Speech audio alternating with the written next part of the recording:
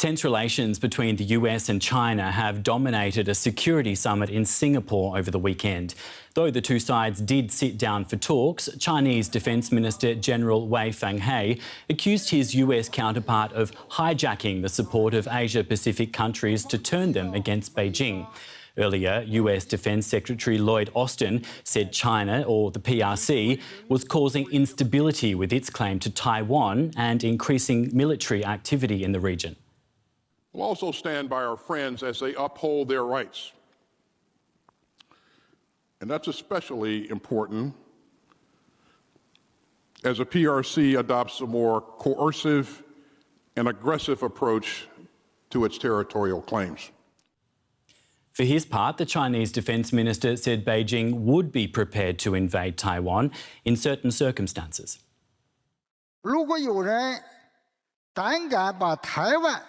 If anyone dares to split Taiwan from China, we, the Chinese army, will not hesitate to go to war, no matter the cost, and we will fight to the end.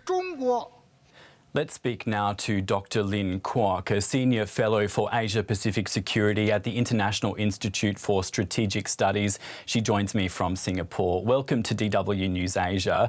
We heard some rather testy comments there from the Chinese and US defence chiefs.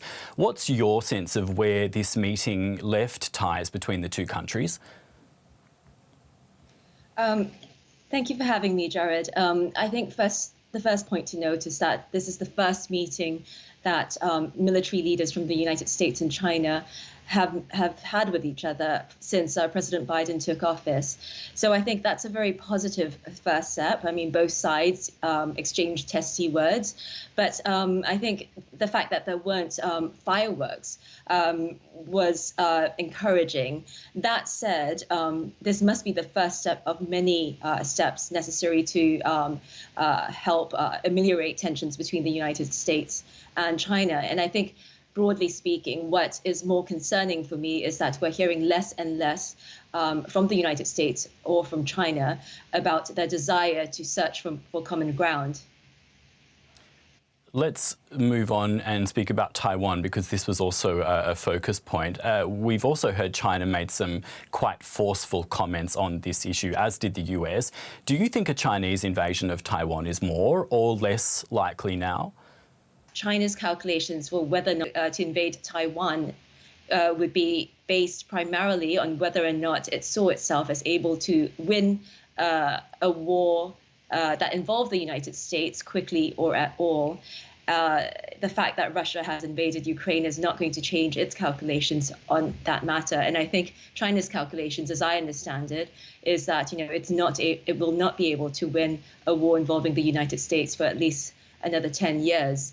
So I think, if anything, the war in Ukraine and how it's panned out there might make China even more reluctant to take military action against Taiwan in the near to medium term. I'd like to ask you about the South China Sea, which I understand is one of your areas of expertise, and Beijing's disputed claims. China has called for, quote, turning the South China Sea into a sea of peace, friendship and cooperation. Do you think this signifies any kind of a different approach from Beijing? Right now, what the problem isn't what China says, it's what China does. And what we've seen in the South China Sea is continued militarization of land features in the South China Sea. We've seen China continuing its encroachment into the exclusive economic zones of coastal states. We've also seen China send hundreds at times of vessels to surround features that are occupied or administered by other countries in the region. Now, just briefly, if you could, relations between Australia and China haven't been great in recent years, to say the least. There's a new government in Canberra now. Could this be a turning point? The Deputy Prime Minister of Australia and Defense Minister of Australia, Richard Marles, spoke at the Shangri-La Dialogue. I think his words were very well chosen. They were of a moderate tone. But at the end of the day, Australia is going to be taking a principled approach, and it's not going to be allowing China to exercise economic coercion against it, as we've seen China exert in the past. And so I'm not sure that we are likely to see improvements of relations between Australia and China if China continues with actions that are problematic, to say the least, vis-a-vis Australia. Now, if China were to improve its behavior so that it accorded with principles of international law, so that it stopped economic coercion against Australia, perhaps then we might see relations improve. But I think the ball in that respect is in China's court. That was Dr. Lin Kwok from the International Institute for Strategic Studies. We really appreciate your analysis. Thank you very much.